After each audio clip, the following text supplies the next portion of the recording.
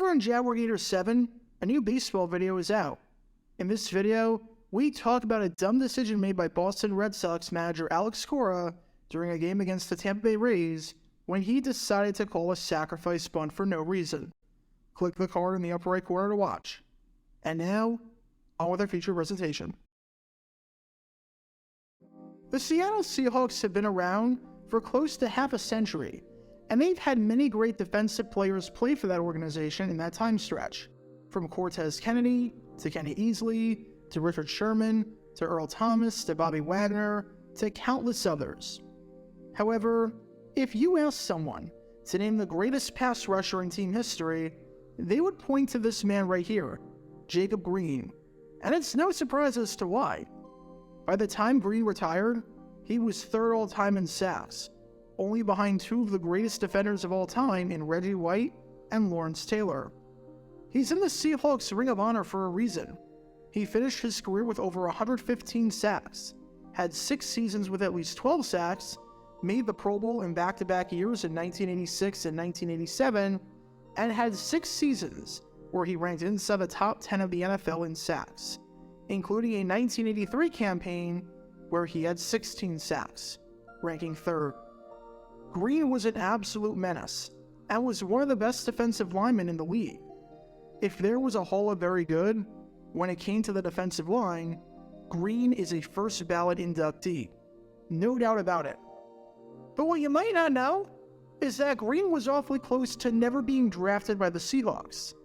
He was awfully close to getting chosen by another team, who had a deal in the works to acquire the coveted defensive end out of Texas A&M. But they backed out at the last minute because the asking price was a bit too high. That team was the Cleveland Browns. However, with the benefit of hindsight, knowing what the Browns did instead and why they decided not to make the trade, it's safe to say that the Browns whiffed pretty hard on this, overvaluing their players and their picks, and maybe costing themselves a shot at the Super Bowl in the process. History changes forever if they make this trade, and because they declined it, it's a crazy what-if scenario that more than 40 years later deserves to be remembered. Because this is the story behind one of the craziest draft regrets in the history of the Cleveland Browns franchise. Before I talk about the actual trade proposal and why the Browns declined the offer, we need some context to understand just who it was that the Browns wanted in the first place, with that being the man of the hour, Jacob Green. And I apologize for not having any college highlights of Green, but finding college highlights from the 1970s is hard enough as it is, let alone individual highlights for a defensive end. So I'm resigned to showing highlights of Green from his time in the NFL, since we know how this story ends. Coming out of college, Green was a highly touted defensive end, with many considering him to even be the best defensive end in the entire class. And when you watched him play and looked at the production, yeah, it's not hard to see why. Not at all. When one pro scout watched him practice at A&M, he said, "One man just can't block that big end. He's as good a pass rusher as I've ever seen," with another saying that he had the potential to become the greatest defensive player in Texas A&M history. He even entered the 1979 season as the favorite in the eyes of many to win the Outland Trophy and the Lombardi Award, as he was considered to be the best defensive lineman in college football. The bad news was that he didn't win those awards, but the good news was that he was still insanely dominant. He easily could have won those awards. He was a first-team All-Southwest Conference player and a second-team All-American who had 20 sacks in 1979 and had 37 sacks for his career, which was the most in program history at the time, and today ranks second behind Aaron Wallace. His 12 career forced fumbles is also a school record to this day. He had a game against Baylor where he had 22 tackles, which is insanely good for a defensive lineman. He dominated in postseason play, when he was named the most outstanding defensive player of the East-West Shrine Game by recording 11 tackles. And there's a reason that he is currently a member of the College Football Hall of Fame, because there was perhaps no defender who was feared more in his heyday than Jacob Green. As one scout said, everyone questions Jacob's size until they see him. Then they turn green with envy over his play. Everyone knew that the 6'3", 255-pound defensive end was going to continue his career in the NFL and was going to be drafted extremely high. The question was, how high? And to what team? Well, this team right here was extremely interested in Green, because the Cleveland Browns, while they were a good team in 1979, lacked any sort of pass rushing help. Want to know one of the main reasons why the Browns, despite a 9-7 record, missed the playoffs and ranked 20th out of 28 teams in total defense and 24th out of 28 teams in yards allowed? It was their pass rush, which was just about non-existent. The Browns only had 3 players record more than 2 sacks, with those guys being Jerry Shirk, Lyle Alzado, and Jack Gregory. All 3 of them were on the wrong side of 30, with those 3 guys being 32, 31, and 36 respectively. Gregory wouldn't play again after the 1979 season, and he was an 11-game starter for the Browns in 1979, so he needed to be replaced. In total, the Browns only mustered up 31 sacks across the 16 games, which ranked 21st in the league. And their poor pass rush was one of the main reasons why the Browns completely collapsed down the stretch, as in their final 5 games, they only mustered up 5 sacks, including no sacks in a must-win game in Week 15, where they lost 19-14 to the Oakland Raiders. They had just 8 sacks in the final 7 games of the season. If you're wondering how a team that starts the season off 6-3 and in cruise control somehow winds up missing the playoffs. The Browns had some holes to fill, but if there was any one hole in particular that had to get addressed heading into 1980, it was definitely a pass rusher. And it wasn't exactly a well-kept secret that the Browns wanted an offensive lineman. This article from the Cincinnati Enquirer before the draft said that defensive end was their top priority. This mock draft from the Detroit Free Press said that the Browns needed a defensive lineman, and were likely going to fill that void early. And it's no surprise that it wasn't a well-kept secret, because the Browns completely showed their cards and flat out said that they were going to do this. A few weeks before the draft, Tommy Prothro, the vice president of player personnel, who you can learn more about by clicking the card in the upper right corner, laid out his draft strategy for the whole world to see, saying, everything being equal, if one of the 2 defensive linemen we consider the best prospect is available when we pick in the first round, we will take him, unless Oklahoma running back Billy Sims or BYU quarterback Mark Wilson are around, which they won't be. And then, he even flat out said who his top 5 defensive linemen were, and who he had a first-round grade on. And unsurprisingly, Jacob Green was one of those men. So it was incredibly obvious. The Browns wanted this guy right here, Jacob Green, to play for them. There was just one small problem. They were going into this draft with pick number 15, and there was no way that Green was going to be on the board by the time they were on the clock. This was the guy projected by just about everyone as the number 1 or number 2 defensive end in the class. A guy like that playing a premium position is not lasting to the middle of the first round. If the Browns were going to acquire Green and bolster their defensive line, they were going to have to trade up somehow. But that posed a problem too, because the Browns didn't have a 2nd-round pick to work with. In terms of this draft class, they traded that pick and a 5th-round pick to the Denver Broncos at the start of the 1979 season in exchange for Lyle Alzado. Now, the Browns weren't complaining about that trade. Alzado was a great defensive player and would be named a first-team All-Pro with the Browns in 1980.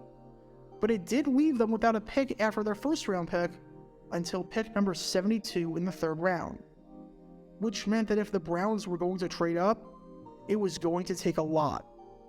And the landing spot, based on how the board was playing out and what teams wanted to move, seemed to be pick number 10, held by the Buffalo Bills, as they were looking to trade down.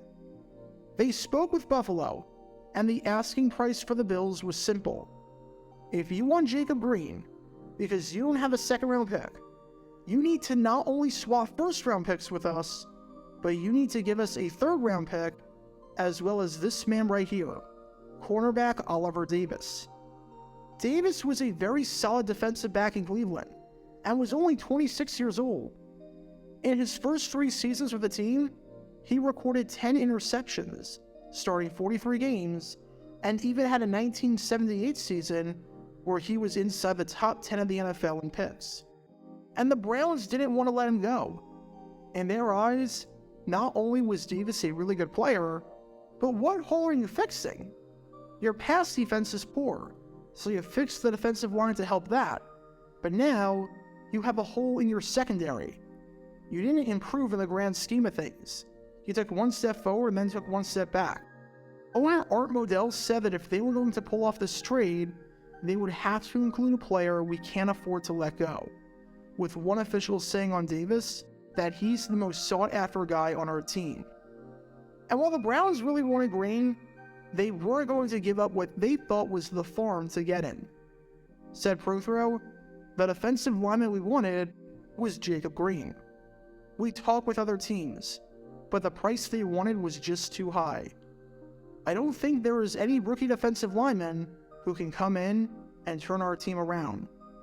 And as head coach Sam Rutigliano said, we didn't want to just have Green and not have a second pick and a third-round pick. Sure, we wanted Green, but not in desperation. We have a responsibility to develop our entire team, and we didn't have a whole lot of choices to give up. If we would have had a full complement of draft choices, we would have made the trade to get Green. With that, the Browns did not make the trade up. The Seahawks did, and the Browns eventually traded down. In other words, the rejected trade was Cleveland's first-round pick, Cleveland's third-round pick, and Oliver Davis for Jacob Green. So did this move pan out for the Browns? Not in the slightest bit. This was a classic case of overvaluing your assets and making some incredibly poor drafting decisions. With their first-round pick, the Browns chose this man right here, running back Charles White, looking to provide depth to a running game that wasn't very good in 1979. White was an exceptional player in college, even winning the Heisman with USC in 1979 and having his number retired. But in the NFL, at least with the Browns, he was terrible and was one of the biggest busts in team history. In his time with Cleveland, he had just 942 rushing yards and 9 touchdowns, averaging an abysmal 3.4 yards per carry, never having a season with 350 or more rushing yards, dealt with well-documented cocaine issues, and was released after the 1984 season. Now, to his credit, White turned it around once he went back to Los Angeles and joined the Rams, even being named an AP First-Team All-Pro and leading the league in rushing yards and rushing touchdowns in 1987. No one saw that coming. But with the Browns, he was abysmal. The third-round pick that the Browns had was used on linebacker Cliff Odom. The good news with Odom was that he played 13 seasons in the NFL and started 104 games. The bad news was that none of those were with the Browns. In 1980, he appeared in 8 games, and the next time he played an NFL game, it was in 1982 with the Baltimore Colts. So not exactly the production that they wanted to get out of him. I think they envisioned he would play more than 8 games and have at least 1 start, which is why you're still seeing footage of Charles White for this segment. Cliff Odom footage is non-existent. And then, there's cornerback Oliver Davis, who was the man that the Browns could not afford to let go of. Yeah, he started 1 game in 1980, had 1 interception, and was then on the Cincinnati Bengals in 1981. So much for that. The Browns got a bust of a running back, a linebacker that didn't start a game, and a cornerback that only lasted 1 season with the team, and rejected the trade for Jacob Green because of that, even though they really wanted him. Which, looking at Jacob Green and his production, was a pretty big blunder. In fact, it might be the biggest draft blunder in Browns history, and they've had a lot of them. This failed trade might have single-handedly cost them a Super Bowl appearance or even a Super Bowl win, because Green was that good. I spoke about it earlier, but come on. He started 176 games for the Seahawks and had over 115 sacks, and made that immediate impact that pro traders said wasn't possible when he got 6 sacks as a rookie and got some votes for AP Defensive Rookie of the Year. Does John Elway drive 98 yards down the field in the AFC Championship if Jacob Green is starting on that defensive line and providing pressure? I'm not so sure. The Browns missed out on a 115-sack player to have 2 players who wouldn't play for them past 1980 and a running back who was one of the worst in football and did next to nothing in the NFL before a career resurgence with a different team. Yeah, that's a pretty massive failure. The Cleveland Browns have had their fair share of draft blunders over the years. I think that's pretty safe to say. And this one, even though it's been somewhat forgotten, absolutely deserves to be remembered at the top of the list. Because in 1980, the Browns completely overvalued their assets and neglected a position of need and a blue-chip prospect to do it, and it backfired in spectacular fashion. Because if this 1980 draft blunder with the Jacob Green taught us anything with the Browns, it's that it's not easy being green. Get your official Jaguar Gator 9 merchandise by going to jj9shop.com, and be sure to like and subscribe, as it really helps the channel out a lot. Join me every Wednesday night where we'll play NFL Trivia for cash prizes at 9 p.m. Eastern over on Twitch. To learn more about the history of college football, subscribe to Jaguar Gator 8. To learn more about the history of Major League Baseball, subscribe to Jaguar Gator 7. Also, special thanks to all of our Patreon supporters for helping out the channel. Your support is greatly appreciated. See how you can become a patron and request future video topics in the description below.